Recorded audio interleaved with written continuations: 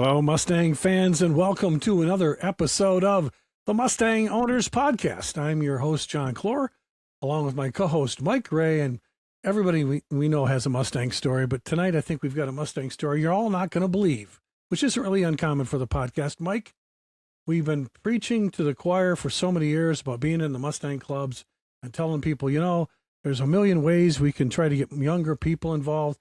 How many years did you do a Mustang Club Summit, Michael? 10 years? I don't know. 11 or 12, I think we ended up, finally it was. Oh my Lord. So we tried everything, we started shows at 3 p.m. when the teenagers got up. I don't know. We didn't make them wash their cars. And then Bradley Belcher did that movie about millennials and their Mustangs, and everything we thought about millennials was wrong because he broke all the myths, remember? So Tonight, Mike, we finally found a miracle in the Mustang hobby, and I think our listeners and viewers are going to enjoy this because, Mike, I remember maybe it was 5-6 years ago when you said, John, you've got to come up with a chain of succession in the Mustang Club world, and I'm going to start. What did you say? I'm going to start training a VP, and then get the VP to become the president. And that was, I think, 4 or 5 people you ran through, Mike. Exactly. And like I said, I've been on this strong hunt on this since 2014 of trying to find a replacement, and this year we finally got it.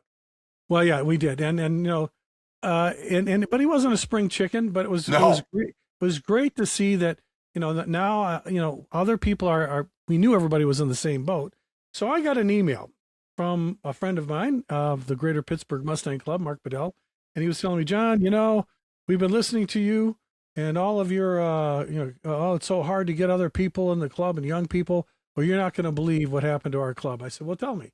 So, Mike, what happened in his club was a millennial that used to be remember Bradley Belcher's Millennial Mustang Registry? Yep. Well, this guy was in the MMR, and he got involved somehow with the Greater Pittsburgh Mustang Club, and I heard just recently he was named, you ready? You sitting down, Mike? Yeah, you are. Okay. Yeah.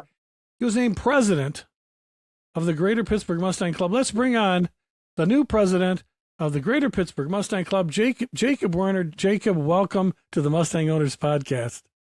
Thank you very much. It's an honor to be here and to talk to both of you guys. This is great. No, the honor is ours.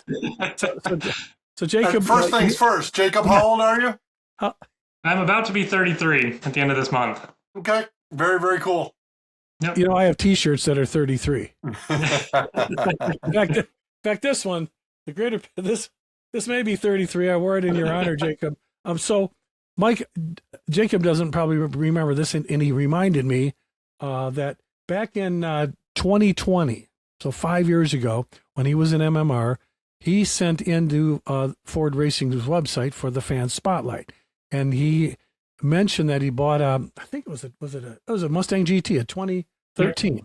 So he buys this 2013 Mustang GT, I don't know, 40,000 miles on it. And he sends a note to me and says he put 123, he's got 123,000 on it. So forget about saving this thing for the next 40 years. He drove the wheels off of this thing, sent me some pictures. Yeah. Which is what you want, right? Yeah. Yep. So, and I don't know, he sent it into Ford Performance at the time, was FordPerformance.com. I put it on there, and all of a sudden, when I heard from Mark Bedell, we got a new president, he's in his 30s. I go, no, really, how old is he? He goes, no, he's early 30s. I go, what? What's his name? And I said, Jacob Werner. So Jacob sends me a note, and there's his picture. We'll run the picture with our thumbnail. But Jacob, it was only 5 years ago. And you were, I don't know, were getting ready to go into school? You live in the Toledo area. You were traveling back and forth to Wisconsin. How did Jacob Werner get out of the Millennial Mustang Registry, just hanging with the dudes, and then wind up in Pittsburgh, Pennsylvania, and becoming the president of one of the oldest and largest clubs in the Midwest? How did you do that? Yeah, so when I got my Mustang, I was living in Toledo, and the company I was working for was a large chemical company. And so they had acquired a fermentation company in Wisconsin, in lower Wisconsin, Beloit. And so part of my job was to run research and development at the facility in Toledo, and then drive material from that to run a production run in Wisconsin. And so that's where a lot of the miles came from on the Mustang. during that time. And I did that for a few years. Then I switched companies to a different company for a while. And then I decided I wanted to do more fundamental science. So I started looking at PhD programs. And so I left industry to go into a PhD program at Carnegie Mellon, which is how I ended up in Pittsburgh. Wow. And still had the Mustang, still have the Mustang. It's up to 175,000 miles on it now. So just keep adding to it. Yeah. Love that car. But so, yeah, and then I was looking for kind of community in Pittsburgh around the Mustang, beyond just the standard kind of cars and coffee. Sure. And I ran into the Greater Pittsburgh Mustang Club at a Pittsburgh Vintage Grand Prix event. And so then I signed up, went to a couple of meetings, and everyone was very welcoming, especially Mark and Betsy. And so I attended a bunch of the meetings, and then they came around, and December hit, and they're looking for a president. And I was like, well, I have some experience doing sort of higher level roles in different organizations through the years. So I was like, I think this could be a good fit for me. And it sounded like the club was really interested in having someone younger involved. So it really worked out for both of us, I think. Oh, I can't, Mike, can you imagine? So they put the call out and this is before they had their holiday party. No, I can't imagine. Can you imagine it went in Moxham? Yeah, if anybody's interested in becoming president next month. and then to have we probably had a couple 30 somethings in our crowd. And if you even went up to them and suggested that, well, that's how I became vice president. So I joined the club in June, and September was the nominations for the board, and they asked me to be vice president. Well, I was brand new. I didn't think anybody knew me, Jacob, in the club. So they're like, we need to put your name in the hat and all that stuff like that. So I'm like, okay, well, I ain't going to get any votes because, no one knows me yet. And then they called me the next day because I was not there in person that day. And they informed me that I was the new vice president and show chairman because I ran uncontested. Oh, nice. So Jacob, here's the question. So, I have been with my work with Ford, running around the country, and I've been able to meet some club presidents, and I know some of them that have that struggle with getting young people in. But the fact that you're open-minded was being in the registry at first, and like to kick around at different events with Mustang like-minded people. That was your first interest? So MMR did help that, but getting into it's a different beast when you go to a paid for membership established club, especially somebody like Greater Pittsburgh, which has got this long history with the Pittsburgh Vintage Grand Prix. What a great event that was! And that's how I got this school shirt. But how did that was there anybody else that you hung with, or was it some of the guys that had like other GTs, S197s, or what was it about that club, about the people in that club that said, I can hang with these folks? Well, I mean, I think that part of it is just, it is nice to be around people that have similar cars to you, especially one with high miles. I've had to do some of the work myself, and I've also had I've done some modifications to it. And so it's nice to find people that know the platform. So it's good to have friends that are into other cars too, I think. But there's a special helpfulness, I guess, of being in that community with something, with people that have the same platform and can give you kind of more specific advice on some of that stuff. But also it's just I think the involvement with the club in Pittsburgh is really admirable. And so we do a lot of charity donations and a lot of car shows that we do, we donate that to charity. And I think that that's an underappreciated aspect of these kind of clubs too. Because of course I join it because I have a Mustang and I'm interested, but also like being part of the greater community there and being able to give back to the greater Pittsburgh community on top of that, I think is a nice, icing on the cake and really kind of an important part of it. And so, go ahead. I was just say, Mike, I'm pretty sure that a lot of people don't realize that Mustang clubs, most of them, all are involved with charities, and they do so much work in their communities, and people just think it's a bunch of guys and gals that are screwing around with Mustangs. That's not the case. No, there's a lot of clubs that donate to charity. So I think that's overlooked a lot in the hobby. And so Jacob, I'm really glad that you were able to, hey, this is more than just a bunch of people hanging out with cars, that you can do some things. And so that kind of drove you. The other question is, Mike, I think in our club, when we would talk about having people come into the board or even being on some kind of committee, they're always fearful, like, what's he going to do? Is he going to change everything? You know, is everything going to be turned upside down? So, Jacob, what did you do to tell the membership, don't worry, we're still going to have some of the things for you, but I'm sure you want to make some changes to make it, give a different energy to the whole group. What's your plan? Yeah, I think that a lot of the legwork in that regard has actually been done for me in the last couple of years, because our club recently switched over from the old kind of notification and website system to a new one that's more integrated. Oh. And so a lot of that kind of digitization has already been kind of taken care of in this instance.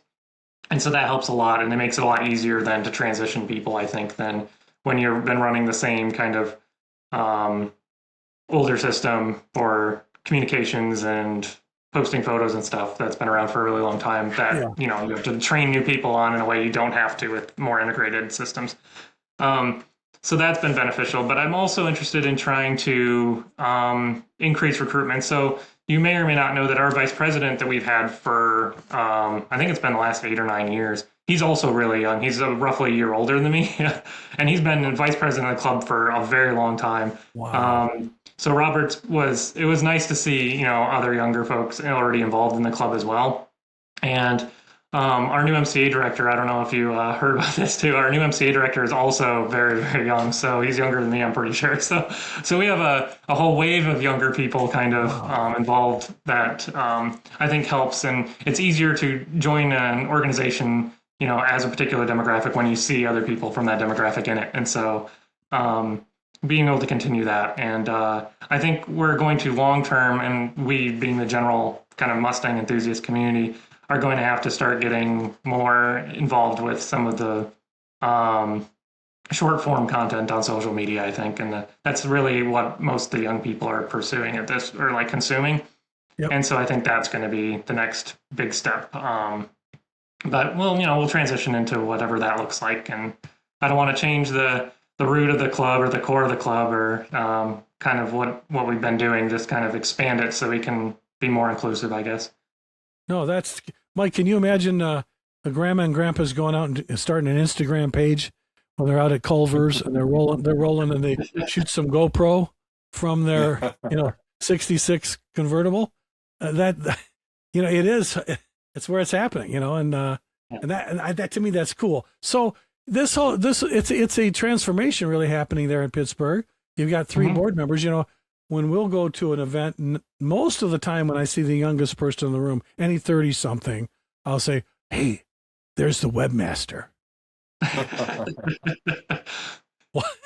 Why is that? Well, because, there's a stigmatism put to anybody who's over 50 that, websites scare them and social media, they got them all afraid. But Mike, the fastest growing demographic on Facebook is 55 and older.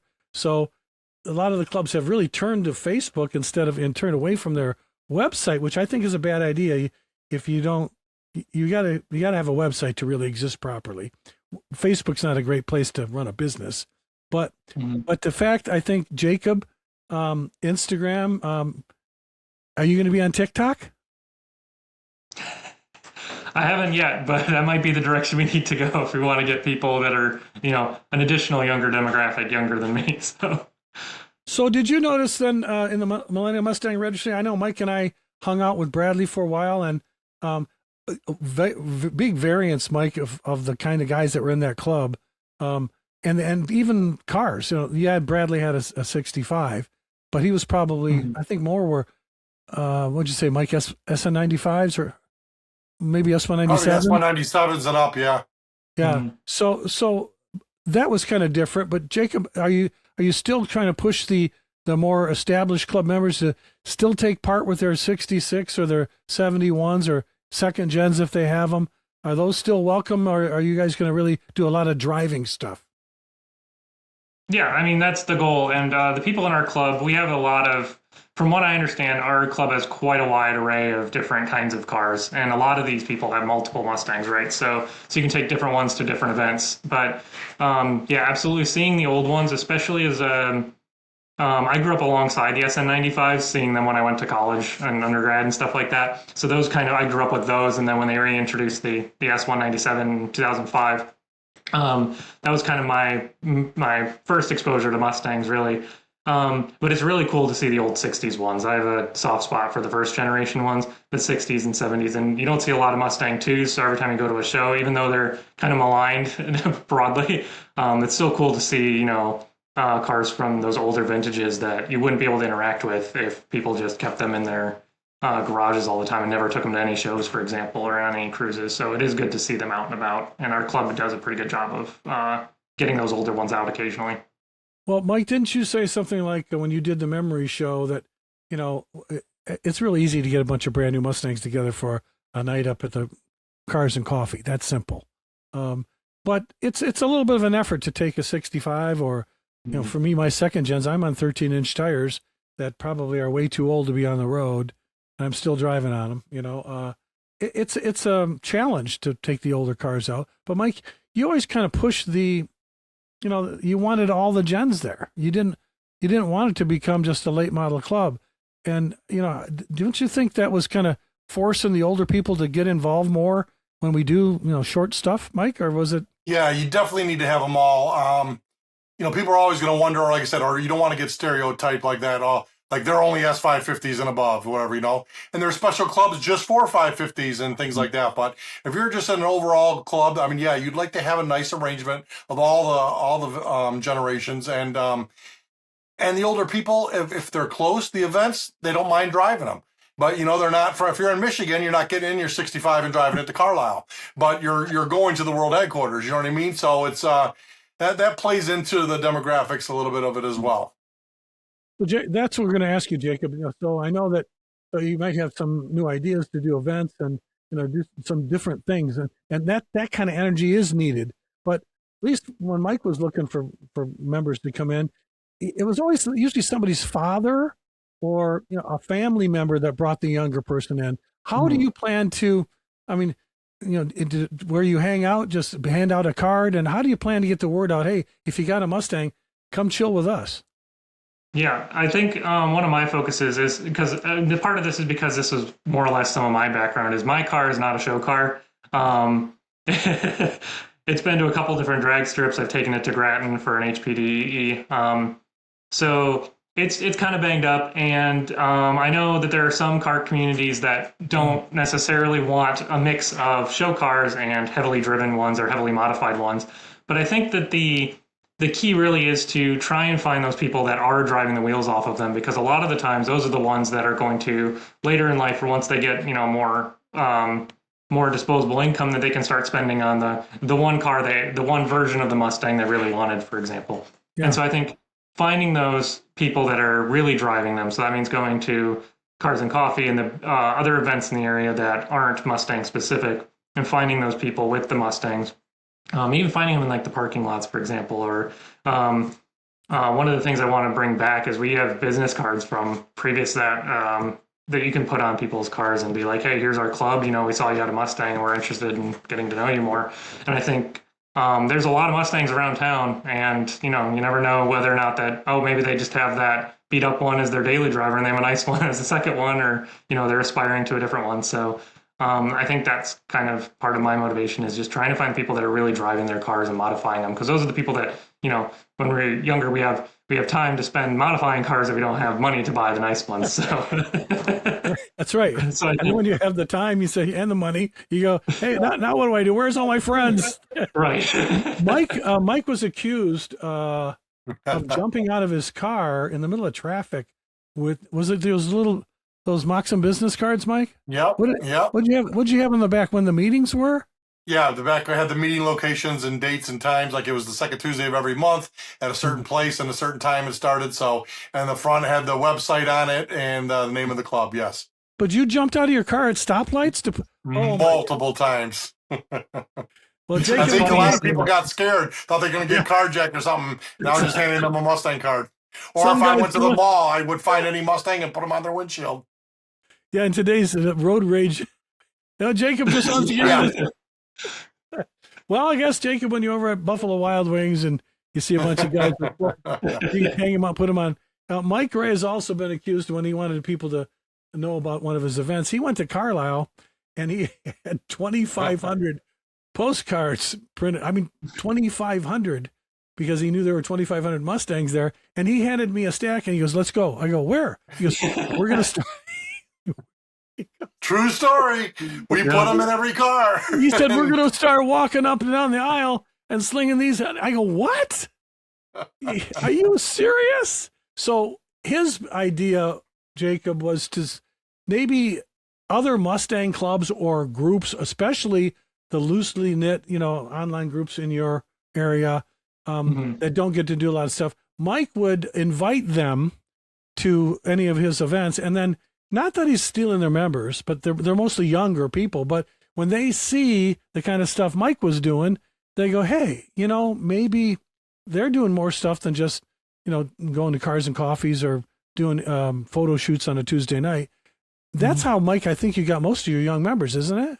Yes, absolutely it is. And then, like I said, a lot of the younger crowd, Jacob, you might be aware of this, like they like to come, but they only like to stay a couple hours at something. They don't want to be there all day. So we made a special parking at our show where they could actually come and go. But what we did do is, so they just didn't come and just leave without seeing anything or experiencing the show itself. We gave them a special ticket to go get their goodie bag, and their goodie bag was actually on the other side of where they parked. So they had to walk through the show to go get the goodie bag and then come back. So at least they got to at least see some of the show by doing it that way. But we gave them a discounted price to get in as well, just to have them included. Yeah. Well, so Jacob, we just wanted you to know, I mean, I'm shocked that you still have your 2013 GT and that it's, I mean, back then. Good taillights there, John. Yeah, well, that's right. Wait a minute. That's the 2013. Yeah, I've got shots of his car and his taillights. He's got some good shots. But you're still driving that beast. Yep. And I like the fact that, you don't have to have a 100-point show card to be in the club and go to an event to have fun. And just to prove your point, one of the guys, Mike, that used to always, when I had my King Cobra, that wasn't in our club, but he came to every one of your events. Jacob had the exact same car. I had a 78 Silver King Cobra, T-top, 4-speed, AC car, red interior. He had the exact same car. The difference was mine was restored twice and had 119,000 miles on it and needed a diaper. So I didn't park it with the hood open. His car was brand new and had the sticker in the window from and you know what I'm talking about, Mike, Dale Raby's car. Yeah. And every time I go to Mike's show, this guy would park next to me. Like, "Hey, no, park over there." And of course, I'm not going to win anything with him there. So finally, well, that was a Trailer Queen car, though, Jacob. So those guys, they don't drive them like John did. They literally trailer them and back them into the spot. Like Jacob, I drove mine to work in the summer. I mean, yeah. So Jacob, I like the idea that and once he I asked him, "Are you going to keep this car?" Because he said, "Yeah, I'm never going to sell it." So I sold the car. So I don't have to park next to this guy. And I got a Cobra too. But the point is, welcome everybody, no matter what kind of Mustang you have.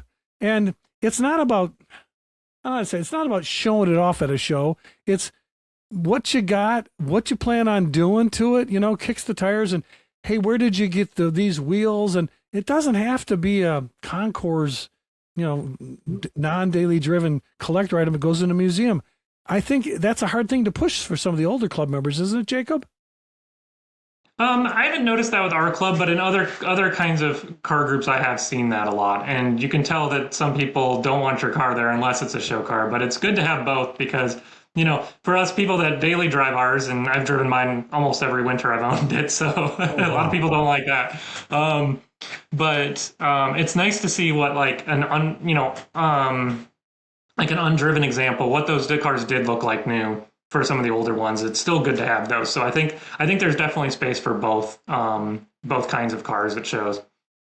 And I think what's important, what you said earlier too, about having across the generations at these shows, because you can, especially if you look at like interiors and stuff and design notes, and you can see where they're pulling inspiration from on the older cars. And you don't really get that kind of point of reference if you only ever see the newer ones. So I think that's a really important kind of thing to consider too, is even if it's not the best example, it's still nice to have one from every generation Sure. at least. So you can see the progression over time. Yeah. Absolutely. I'm just, Mike and I were really chasing this whole concept of getting more young people involved. And even though a lot of people are not successful, Jacob, it sounds like the Greater Pittsburgh Mustang Club has got it going on right now with you. Mike, you have to admit he's one of our heroes now. Oh, absolutely. Yeah. No, and we wish him all the best of luck. And please lean on us. We got between me and John over 50 years experience, so we can definitely help you.